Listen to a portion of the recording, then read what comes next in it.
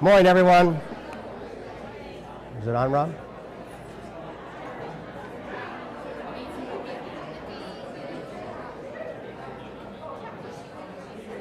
Morning, everyone. Can you hear it? Morning.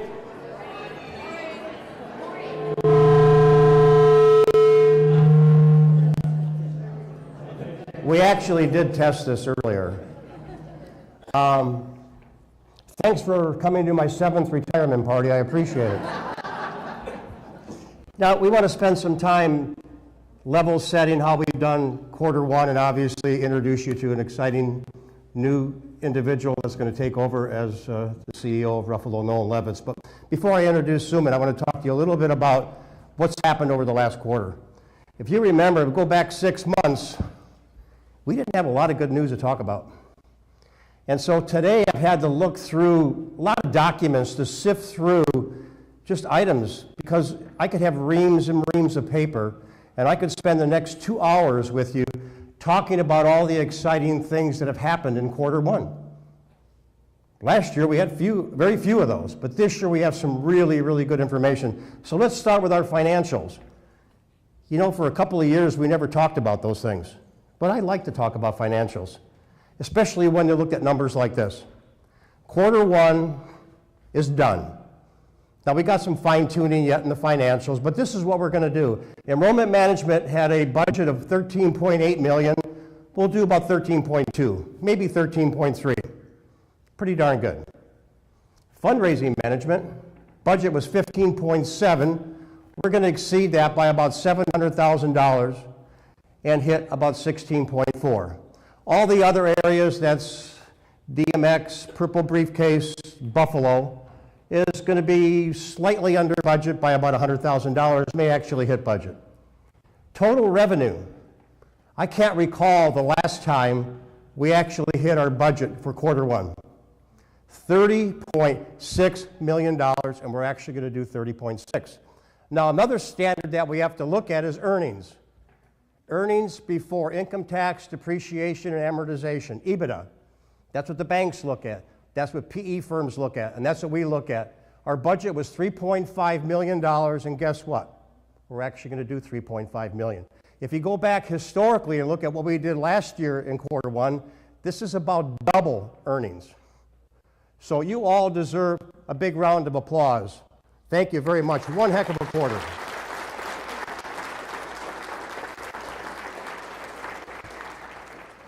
Now, that's only 1/4 of the year, so we got a lot of work to do yet. And I'm going to turn it over to Sumit to get that work done. But 1 quarter into the year is pretty impressive.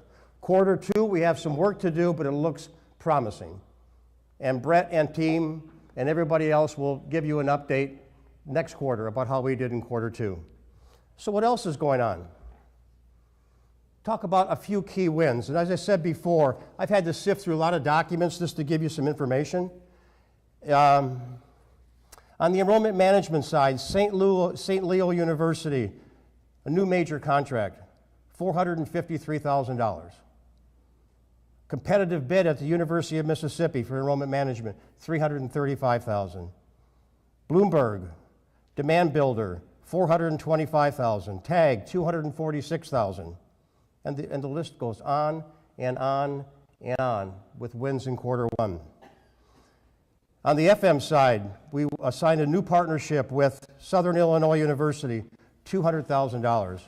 Record giving at Georgetown University. We've already exceeded $1 million. And last year we only did $851,000 for the year. And we're already at $1 million.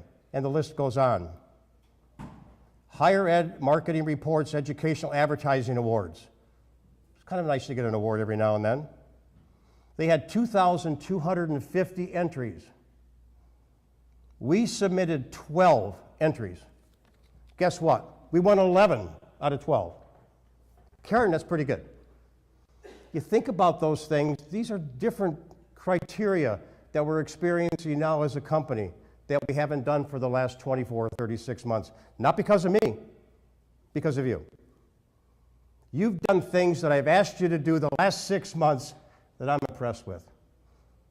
We've let some people go, obviously.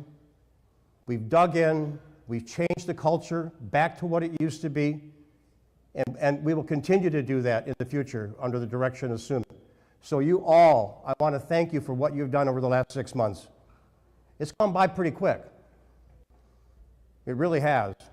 Thank goodness I was able to take a little bit of vacation, but you all deserve the kudos of what's happened over the last 6 months.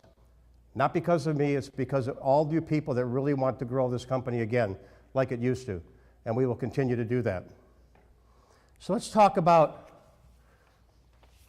employee awards, service awards. For a while, we stopped doing them, which made absolutely no sense to me. So last quarter, we resurrected those awards, and we're going to continue to do that today. And we're going to recognize some of you in this room that have served us for 1, 5, 10, 15, 20, 25.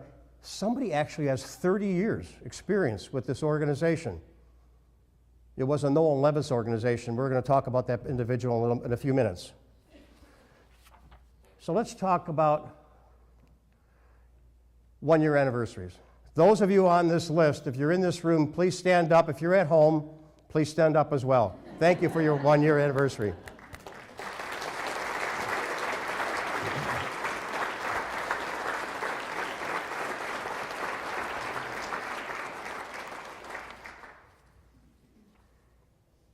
Rob has done a great job of simplifying these awards.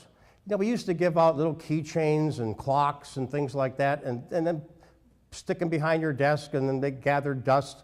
And we wanted to do something that was completely different. So we got this new program that Rob developed, and it's superb. You've got different levels, different criteria, but the brands that you can buy, if you will, with your award is pretty impressive. And the gift is actually delivered to your home at no cost to you. And so we're going to talk about people that are going to experience a 5, 10, 15, 20, 25, and a 30-year anniversary today. 5 years. And I do want you to stand up as I call your name. Melody Grace Galido. Stand up at home, Melody. Samantha Peacock. Mary Hilgendorf. Crystal Schatzel. Sherry Nolek. Heather Field, Andy Cork, Jamie Adams, and Sean Riesenbeck. Congratulations, 5 years.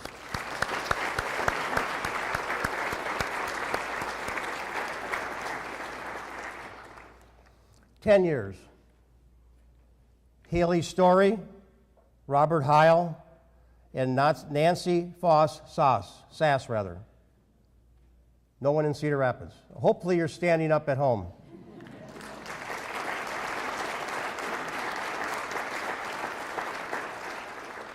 Okay, we're going to check to see if you're standing at home. Take a picture and send it to my email.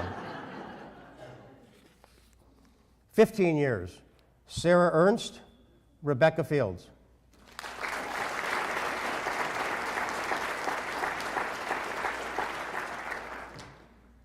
"20 years. Sean Schenken, Michael Williams." I need to do that, don't I? Okay. Sean Schenken and Michael Williams. Now, Sean and Michael, it goes for you as well. I want to see a picture of you standing up. And put a newspaper next to you so I know it's today.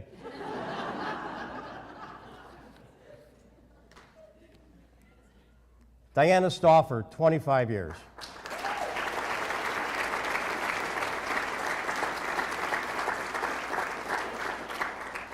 Now, as tight as we try to be, sometimes we miss some people. And last time when we did this, we missed a few people. So I'm going to let Rob explain how we're going to do some catch-up. Yes. Am I on? There we go. So we did miss some people in the years of 2015 and 2016. I want to thank everybody for coming forward with some really key milestones that we want to recognize. So today, we're going to recognize anybody over 20 years who were in 2015 and 2016. So with that, let's do some catch-up. 20 years. Sheila Beck Medvedjevs.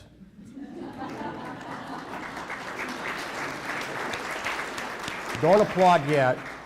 I missed it, didn't I? We tried to practice these names. Cindy Snebelin.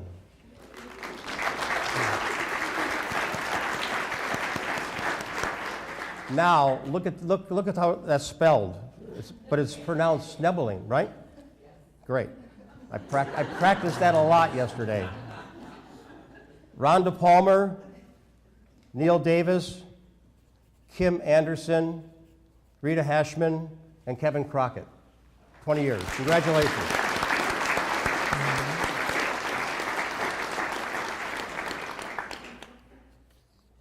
This next one, my gosh, she must have been 12 years old when she started to work here. Cindy Garzes. Cindy, you better stand up. 30 years, I'm impressed. Congratulations.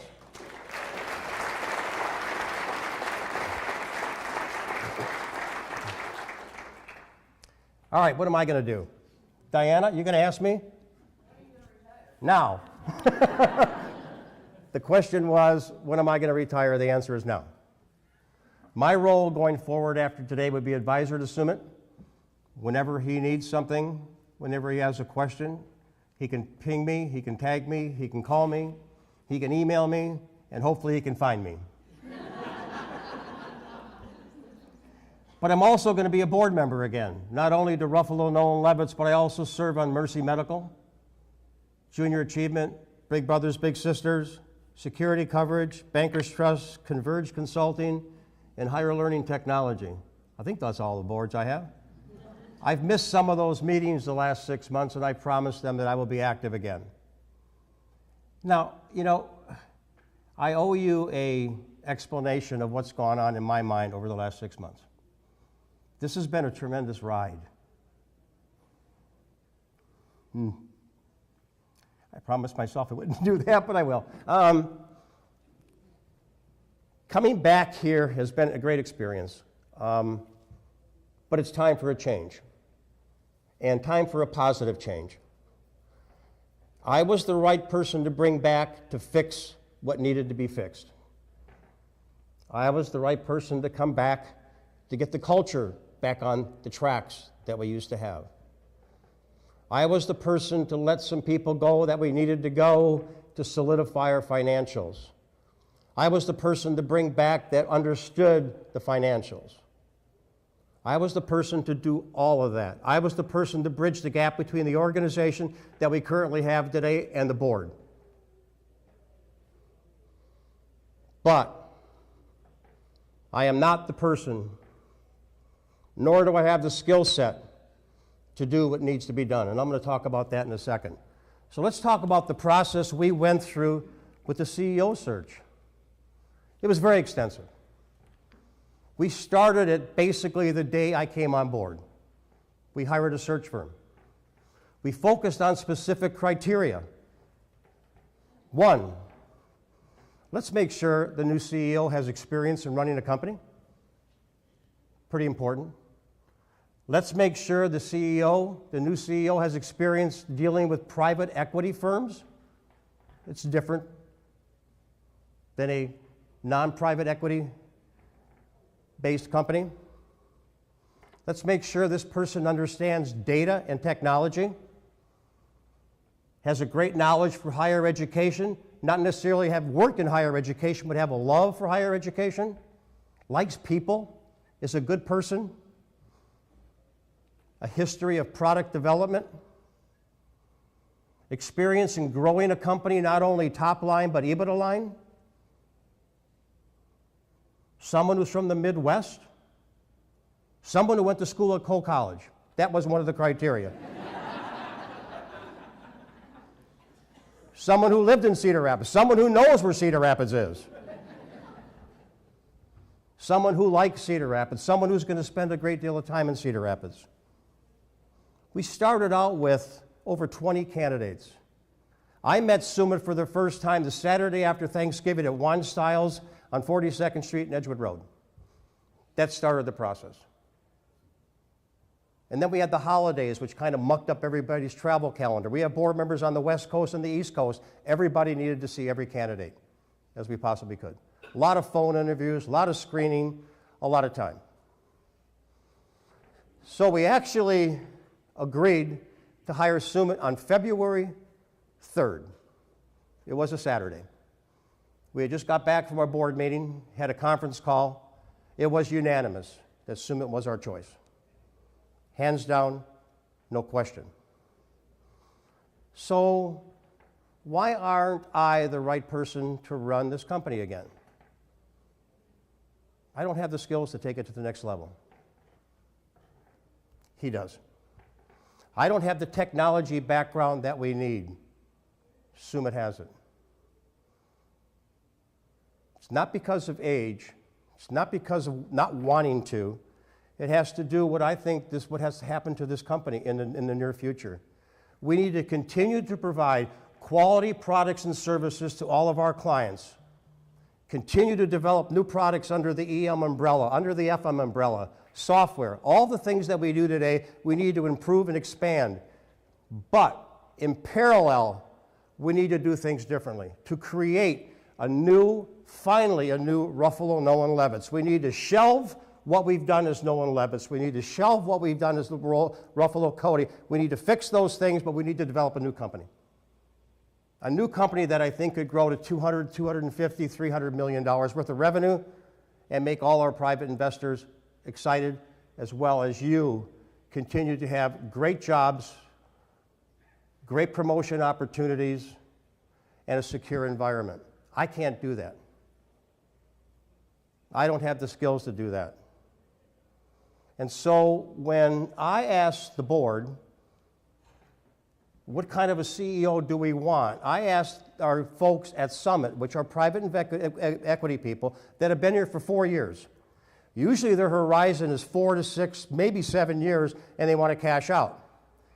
And I said, are you willing to sit by for the next couple of years at least and let the new CEO develop a new strategy, a new Ruffalo Nolan Levitz, and take it in a slightly different direction, develop data integrity. We sit on millions of bits of data that we've never really utilized, that we need to utilize. And if we want to do that, Sumit's the person. And if we want to fix the organization, make it more profitable, and sell it in 6 to 12 months, he's not the right person. And you know what they said? We're in for the long haul. So that tells you what kind of private equity people we have on board that are willing to wait longer than their normal horizon is to cash out.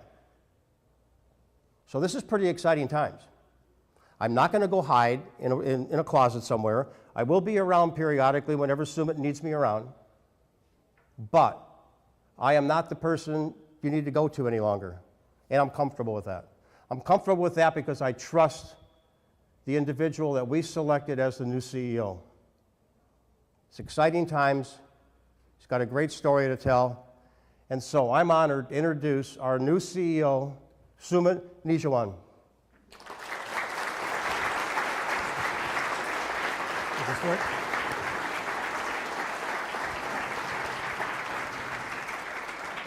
That looks like you. Thanks, Al. Good morning, everyone. And if Al thinks I can't find him, he's mistaken. I know ways that I can find just about anyone, thanks to Mr. Google. I am really happy to be here, guys. Think almost 30 years ago, 29 years ago, when I was an 18-year-old, I landed in Iowa straight from India. That was the first time I came to the US. And Cedar Rapids was my first home in America. 4 years of college, among the best years of my life. Haven't forgotten that, and just coming back, it just has been an awesome feeling. You've heard of Coe College. How many folks here went to Coe? Very good, quite a few. How many went to Cornell? Okay. I'm sorry for you guys. No, just kidding. Last night I actually I had some free time yesterday evening, so in the afternoon I called some friends who went to Coe with me, who were in Cedar Rapids. Again, 25 years later, after 1993 when I graduated, I just called them up and said, hey, I'm in town. Do you guys want to get together for a drink, maybe watch the game together? And sure enough, they came out. And my gosh, it was like, so much had changed in some ways. There was more gray hair, there were a few extra pounds and all of that. But those guys, my gosh, the connection was the same, as friendly and as warm as ever. And that's really what Iowa is about. So it was so great to come back and see that none of that had changed.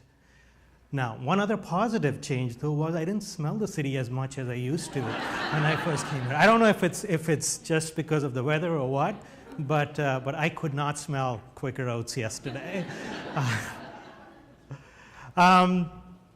So I'll say a few things about myself, and then we'll talk about RNL. Who am I? Like I had mentioned, Sumit Nijhavan. Al, you did an awesome job of pronouncing some of the last names that you did, but I want to make sure that you can say my name as well. Sumit, not Summit with a single M.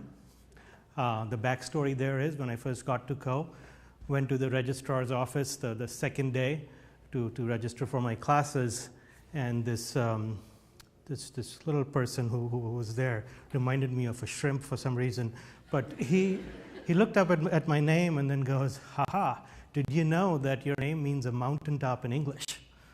And I heard that. I was like, come on, right? What does that mean? And I can now make my Spanish class to use. Your last name is Nihawan. And I understand Spanish class, J being an H and all of that, but I did not understand the mountaintop and all of that. So now I tell people, ever since that, anyone who calls me Summit rubs me the wrong way. So don't call me Summit. All right. Moving on a little bit about my background. Again, many of you have already looked at my LinkedIn profile, so I'm not going to go into detail there. Just a few things that I want to mention. Education, something that's always been very important to me at a personal level. There was Co, then I got my master's PhD at Brown, did some work at MIT, attended a 9-month leadership program at Harvard. So all of that, education has always been something very important to me. I buy more books than I can ever read. I sign up for more online courses than I will ever complete. Yes, I am a self-proclaimed geek, but proud to be one.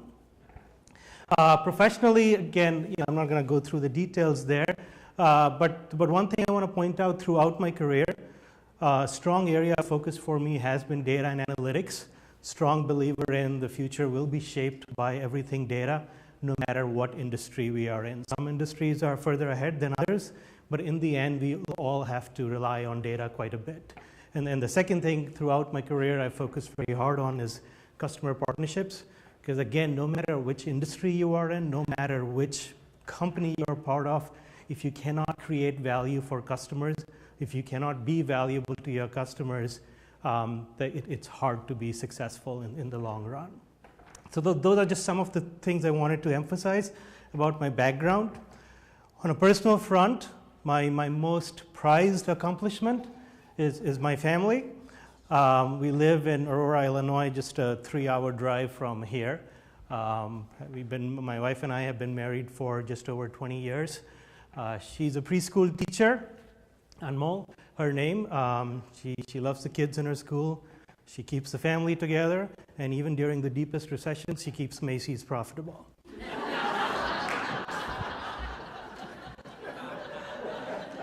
My daughter, Simran, she's a freshman at the University of Illinois in Champaign.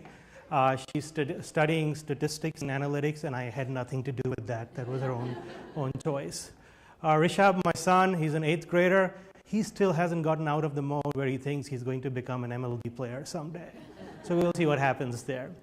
And then we've had a new addition, a dog, which happened this last Christmas. My daughter had been asking for a dog through elementary school, through middle school, through high school, and both my wife and I were like, no, because neither of us have ever grown up with dogs or handled dogs. We were just not comfortable. My son, throughout elementary school, throughout most of his middle school, he asked for one. We said no. But something happened this last Christmas. We had to cancel a vacation because he got sick, the flu and all of that. And in that sick state, he asked me, can I please have a dog? And I melted. I said, okay. My wife, who's wiser and stronger than I am, she said, no way, it's a lot of work. Democracy prevailed. This was the result. It is a lot of work. It is a lot of work having a puppy, but we all love Quincy. So that's just a little bit on the personal front. Let's talk about RNL. Why am I so excited? Why am I here? Why did I really want to do this? For any company to be successful, as I evaluate opportunities, which company I want to work for, work with, I try to look at 5 things. I try to look at what is the opportunity or what are the ideas, plans that can be put into place. Is there enough there to do? Second, is there a team in place that can execute, team execution? I don't know if it's appropriate or not, but the boxer Tyson, he said, great plans can be great until you're punched in the face, right? So you've got to know how to execute. You've got to have the right team. And gosh, here at RNL, everything that I've heard and learned about the team, the tenure, the passion, the excitement about the company, couldn't go wrong there.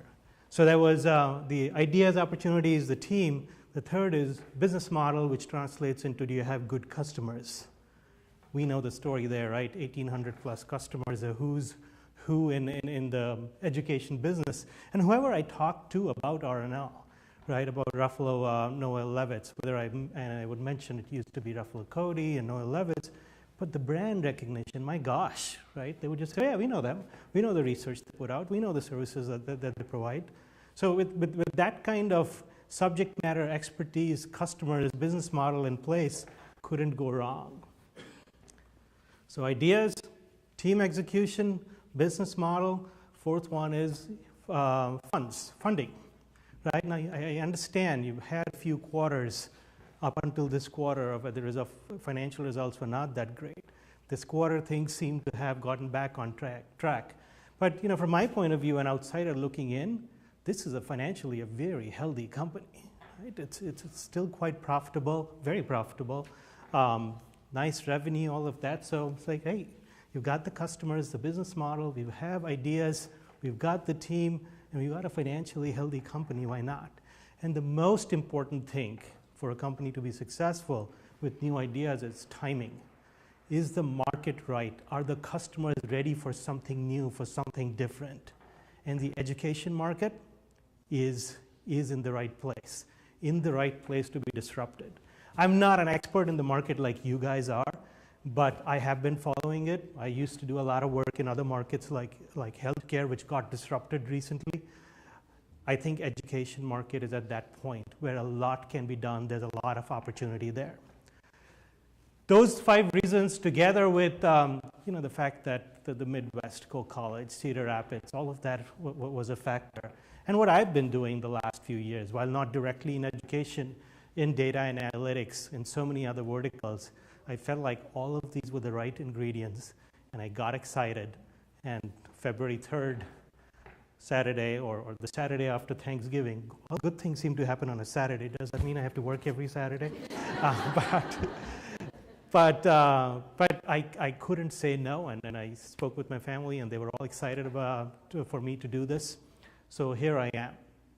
Speaking of the opportunity or the ideas, the first ingredient. Again, like I said, I'm not as much of an expert yet. Given a little bit of time, I will be as you guys. But things that I see out there make me really happy about this opportunity. I talked about the industry ready for disruption, to try new things, right? One of your values is break new ground, right? Timing is right to break new ground in the education market. It's a data-rich industry. There is so much data. I'm sure RNL has access to so much data, but in general, the industry has a lot of data. Your customers have a lot of data.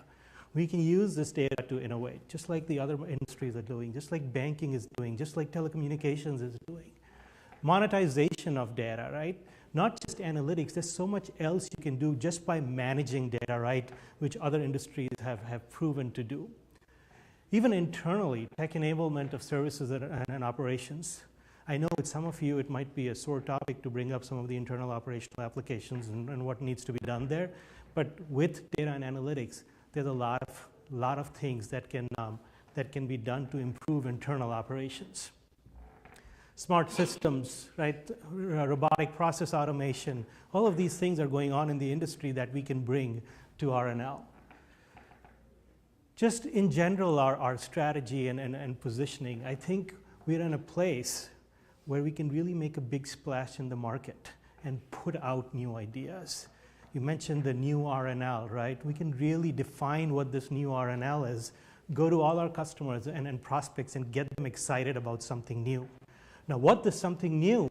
We have to work on that a little bit, but again, there's no dearth, no scarcity of ideas, right? Whether we become a student life cycle company, student experience company, there are a lot of parallels out there in other industries, right? And other industries talk about customers, they talk about customer experience, they talk about customer life cycle, and there's a lot of work that's being done with data and analytics to define these kind of initiatives. We can bring that to RNL, or just calling it a 360-degree view of students, or talking about revenue maximization for our customers, for our universities. How can they maximize revenue, whether it's through tuition, through fundraising, through grants, whatnot. But there are a lot of different things that we can do here and make a huge splash in the market, which we will. In fact, last night I was reading a document that Karen had shared with me yesterday, the marketing plan, which I think you worked with other members of the SLT. And a lot of the ideas and what you guys think of the market that's been identified there is right on. All we need to do is consolidate that, prioritize things, and get moving, which we will. Last but not least, I think inorganic opportunities are there too. There's a lot of innovation going on in this market. University-sponsored initiatives, startups that we could be looking at to accelerate what we want to do. Obviously, there's a lot we want to do ourselves, but we can't do everything ourselves. So whatever we can buy out in the market, which is something that's consistent with our strategy and is innovative out there, we will definitely look at that. So we talked about some opportunities. I think I want to mention just a few words on my core beliefs, my expectations of myself, and quite honestly, my expectations of all of you out here. I strongly believe in the Steve Jobs philosophy of we hire smart people so that they can tell us what to do rather than us telling them what to do. We as leaders, we need to remove barriers. We need to make sure they have the resources that they need to be successful, but it's really all the knowledge that's in this room, folks on the phone, who need to help us get there. Strongly believe in team over individual, empowerment over delegation. We don't do things for ourselves as individuals. We've got to work together as teams. I think that's another one of your values, working together. And that's not just within a team, across teams. We as a company need to work together. What else? Again, I talked about my strong belief in customer focus. If customers are successful, the company will be successful. But to make customers successful, we need to make our employees successful. If our employees are happy, the customers will be happy, and the company will be successful. Just one of the areas that I strongly believe in. One more I want to point out, the idea of failing fast, right? I'd much rather get things wrong than not do anything at all. And all of us should behave that way, right? Sometimes we worry, hey, we've got a great idea, but we've got to go through layers of getting permission, and it's going to take us 3 months before we get to that. Try something in a week, right? It's so much easier to take risks and then ask for forgiveness. I can't believe I'm saying that. than to ask for permission. But that's how I'm going to live with the board. So that's how you guys should as well. Now, Al, right now you're not a board member yet. Right now you're still my advisor. But guys, all that aside, ultimately we are here to create value for our customers, to create value for ourselves, for the employees, and to create value for our shareholders and investors. All things aside, we can't lose sight of that. Al mentioned things like what private equity companies expect, what banks expect, EBITDA and all of that. They have an obligation to their customers as well, so we can't lose sight of that. We have to create value. So what do we need to do to create value? What are we going to do next? What am I going to do next? For me, the next few days and weeks are about three things. One is to get to know all of you in this room, all of you on the phone. Right, I'll try to meet as many of you as possible during this visit. Next week, I believe I'm in New York at the Quad Conference. The week after that, I'm in New Orleans and San Diego. We have a customer forum in New Orleans and the ASU conference in San Diego. And the week after that, I'm back here. We also have the board meeting here. Week after that, I'm going to probably go to the DC office. DC, Denver, Rochester is what I'm going to try and cover in the next few weeks. So again, I need to get to know you, and during part of these visits, I need to meet with as many customers as possible.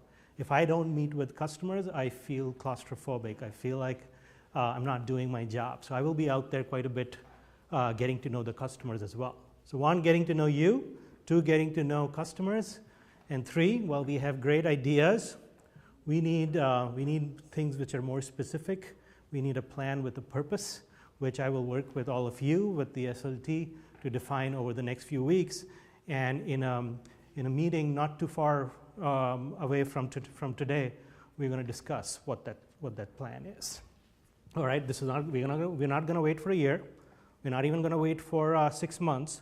We're going to try to do this within the next couple of months so that we have an actionable plan in front of us, leveraging things that you already have been putting in place. So those three things are the things that we're going to do. I'm excited to work with you guys. I hope we can all be open and transparent with each other as we go through this journey. I think we can do this. We can do the impossible. We can eliminate the improbable, and we will all be successful. Thanks for listening. Any questions would be welcome.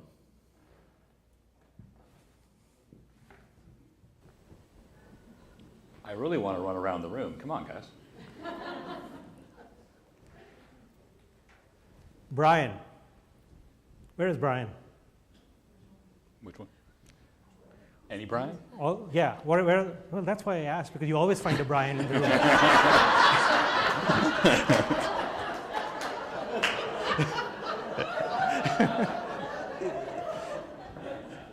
So all the Brians, raise your hand.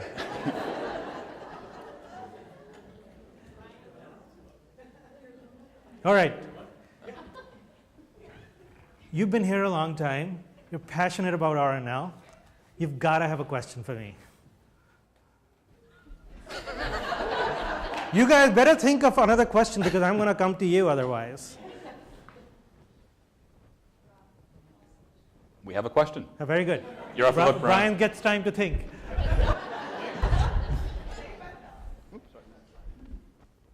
Very important question. What kind of dog is Wait. What's your name? What's your role? My name is Jennifer, and I am the contract development manager. All right, nice to meet you, Jennifer. Quincy is a Cavapoo, which is a cross between a poodle and a Cavalier, some spaniel. Yes. You know I don't know a whole lot about dogs. Right? There we go.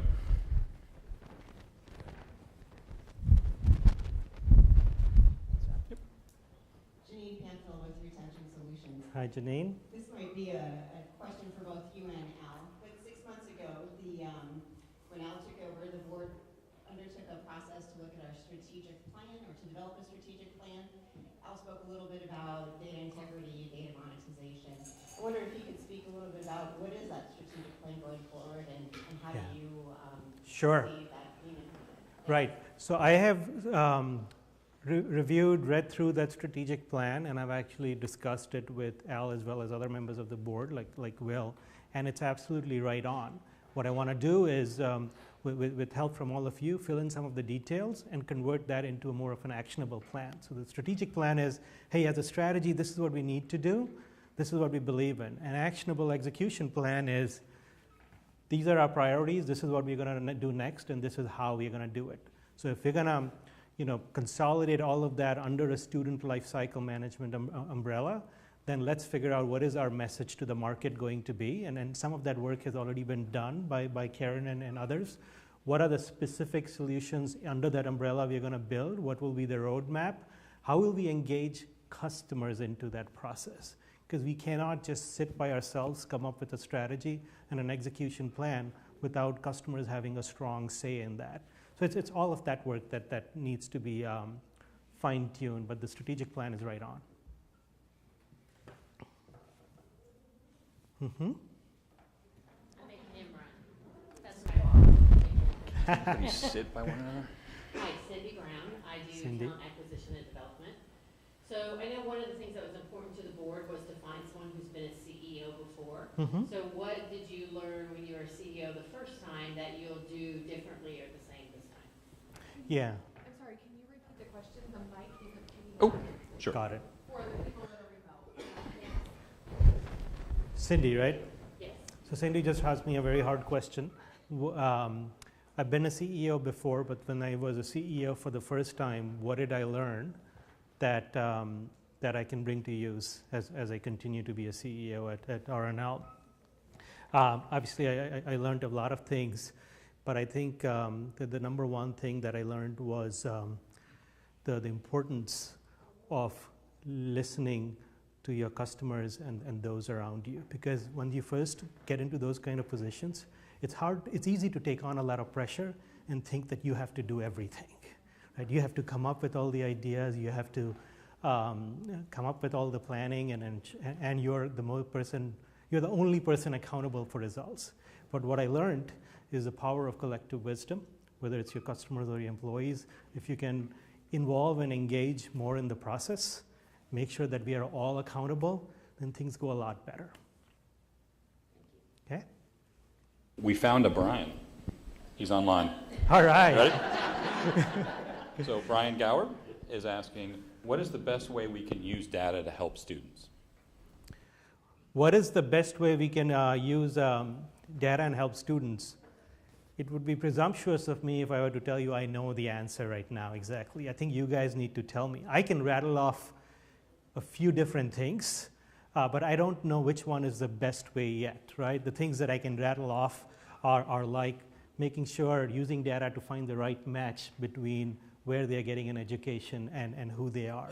Finding the right match between their future employment opportunities and where they are right now. I think there is a lot of innovation going on in the area of, while at school, being able to connect students with the right program at the right future employer. Not only engaging the student, but engaging future employers as well into that process. I think a lot of work can be done in those areas, but again, these are ideas, and ideas by themselves are a dime a dozen. We need to substantiate the ideas by validation and data.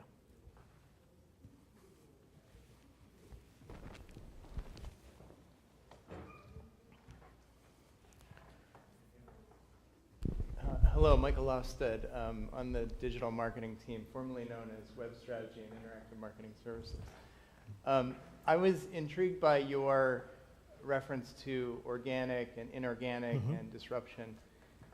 I wonder what ideas you have, maybe openness to alternative, maybe radically alternative revenue models. So I'll illustrate this by saying that a couple of times past few years I've floated what assumedly would be a little bit of a radical notion of what if RNL had a free CRM for higher education? Look, so the question was, are we open to new business models? For instance, what if RNL had a free CRM for higher education? There's nothing wrong with freemium products or solutions if there's a plan in place to monetize them somehow. So I think it comes down to articulation of what is the path to monetization, not whether just a free offering is a good offering or not.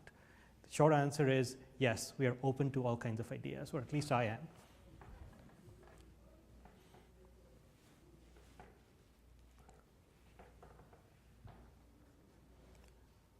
Al has a question?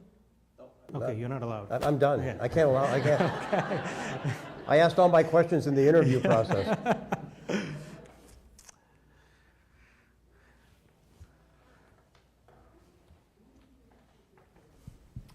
Sarah Ernst, and I'm a software trainer. So my question is, 6 months ago, Al brought up that he wanted to bring back the culture of fun to our company. And I was just wondering, what does that mean to you, and what are your plans for that? What does fun mean to me? Now, I don't know if what fun means to me will translate into what fun means to you. But I think, who would say no to a culture of fun? And if you're not having fun right now, then there's something definitely wrong. So if you guys have ideas for fun, I'm open to everything from ping pong tables in the office to we all going out on a hayride or whatever else we need to do.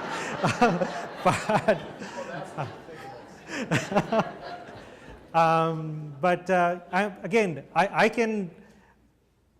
open to many different kinds of or many different ways to have fun. So if you guys have ideas, get the right folks to participate, and I'll be happy to participate.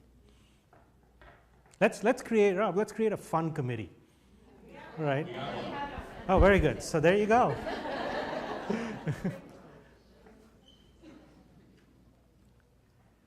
Anything else? All right, guys. I'm sure I'll be having individual conversations with you throughout the day and as we move forward. Thanks again for having me here, and Al, thank you for the confidence. I am really looking forward to working with all you guys.